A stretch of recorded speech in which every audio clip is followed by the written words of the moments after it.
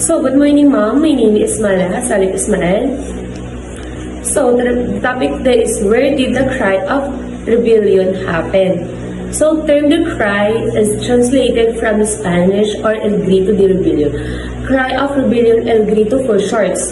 El Grito de Rebellion strictly refers to the decision called to revolt is not necessarily cannot shouting unlike the Filipino sigaw. So, ang salita na cry ay isanalin mula sa salitang Espanyol. Ang salita na El Grito de Rebellion, cry of rebellion o pinakaikling El Grito. Ang salitang El Grito de Rebellion ay tumutukoy sa isang desisyon o pananawagan para sa hindi ito nangangahulugang pag-iyak o pagsigaw tulad ng kahulugan ng salitang Filipino o sigaw. The cry of Pugadlawin, sigaw o ng Pugadlawin, alternately and originally referred to as a cry, balintawak sigaw ng balintawak. So Spanish Grito de Balintawak was the beginning of the Philippines Revolution against the Spanish Empire. So let's move to the exact date of disputed. So the cry of rebellion o El Grito de Rebellion ay tinatanggap na noong August 23, 1896. Bagamat may iba't ibang version at debate na tungkol sa araw at lugar noong 1963 ay opisyal itong kinilala ng pamahalaan ng Pilipinas. Let's proceed to the location of disputed officially recognized in Pugadlawin or Balintawak, Caloocan Province of Manila is now Quezon City.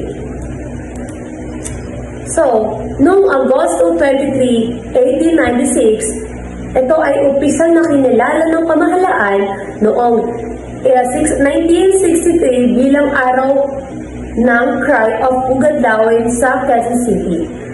Ayon sa ilang mga ulat, dito nakatanggap ang pagtitipon na mahigit 1,000 katipuneros sa bahay ni Juan Ramos na anak ni Melcaro Aquino, kung saan pinunit ang mga sidulas bilang tanda ng paghihimagsik. Noong Agosto 25, 1896, ayon kay L.P. Olegario Diaz, isang opisyal na Guardia Civil, dito nakaganap ang cry sa Balintawak. Noong Agosto 26, 1896, ayon kay... So, let's know to the background of three men who lead to the Katipunan. So, let's first to Andres Bonifacio. So, Andres Bonifacio, known as the father of Philippines Revolution. Siya daw yung ama ng revolution. Born on November 30, 1863 in Tondo, Manila. Founded the Katipunan in 1892 to the fight of the Philippines independence from Spain. Served the supremo leader of the Katipunan. He led the initial stage of the Philippines Revolution noong 1896. Executed in 1897 after now conflict within the revolutionary movement. So, let's proceed to the next man who led the Katipunan. So, Emilio Jancito. So, Emilio Jancito is known as the brain of the Katipunan. Born on December 15, 1875 in Tondo, Manila. So, served as the secretary and advisor to Andres Bonifacio.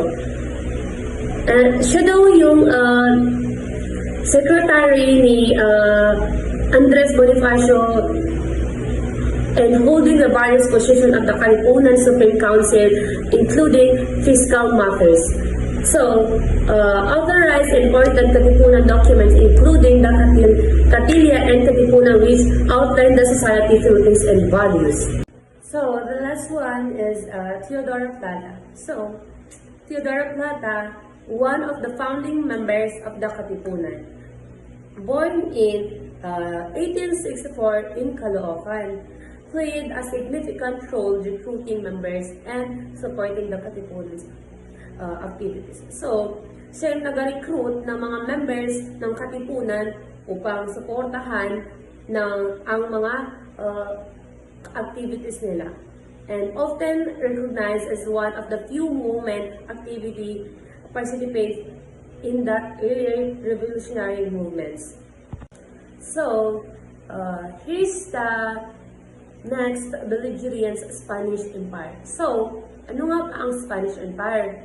The Spanish Empire in the late 19th century in the Spanish Empire was fighting to maintain control over its remaining colonialists, including the Philippines' growing nationalism movements and revolutionary fervor challenged the Spanish authority, particularly through the Katipunan and figures like Jose Rizal, whose execution became a pivotal moment in the Philippines. So let's proceed to the Ramon Blanco. Ramon Blanco is the first Marquez of Pina Plata. So, Ramon Blanco is born in 1833 San Sebastian, Spain. So, Ramon Blanco, he's the Governor General of the Philippines in 1893 to 1896. He promote modernization, electricity, reset Manila during his term, maintain an conciliatory approach toward a Filipino inspiration, but also declared martial law in a province including Manila, Cavite, Bulacan, and others, later symbolized by the 8th rise of the Philippines flag. Attempt to delay execution of Jose Rizal. After execution, he present his such as words of a Rizal family is an expression of remorse. So let's proceed to Camilo Garcia, he Polavilla. So he's the first Marquez of Polavilla. Camilo Garcia de Polavilla is born in Madrid in 1838 to a merchant family.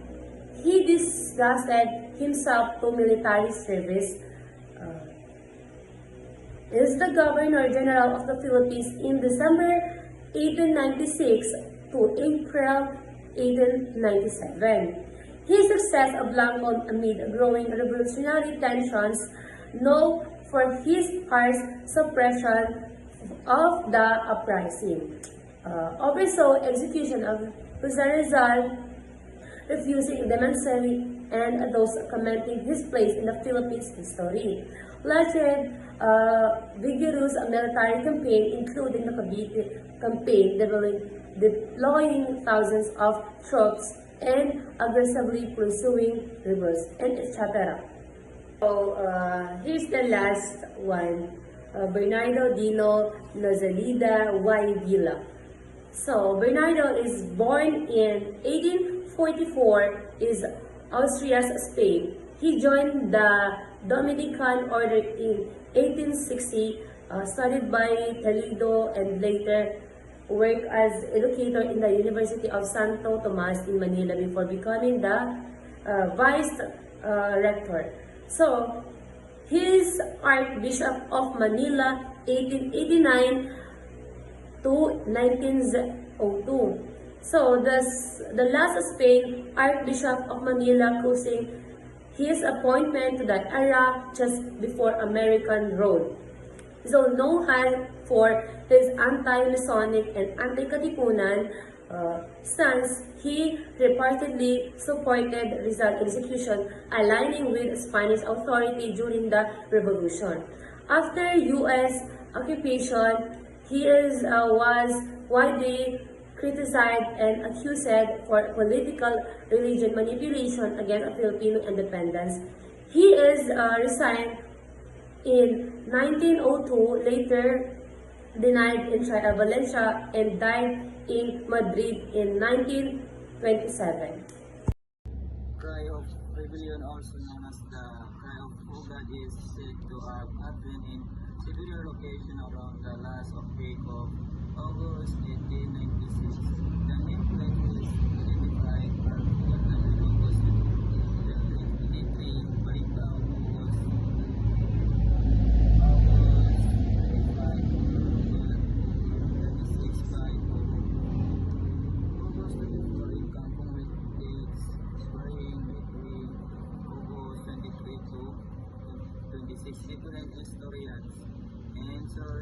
sources mention this place and it's reflecting some debate but all mark the start of the Philippine Revolution against Spanish rule. Occasions of Cry of Rebellion, Ugad Lawin, often cited as the original site where over 1,000 Capricorners gathered on August 23, 1896.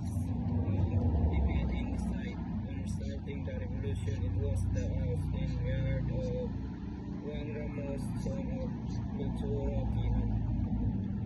Pinuntahan sa Republika meeting place on August 26, 1896 at the house of Apolina near Samson near Artes. Bonifacio decided meeting some prominent leaders in Mindanao. This site is traditionally associated with the carrying St. Louis Community Pass certificates. Bahay Turo, another key location where the Katipunas moved on August 23, 1896, gathering at the house yard in warehouse of Ventura Aquino, Tandang Sora. Cancun, the house of Apolinio Samson in Cancun was a meeting place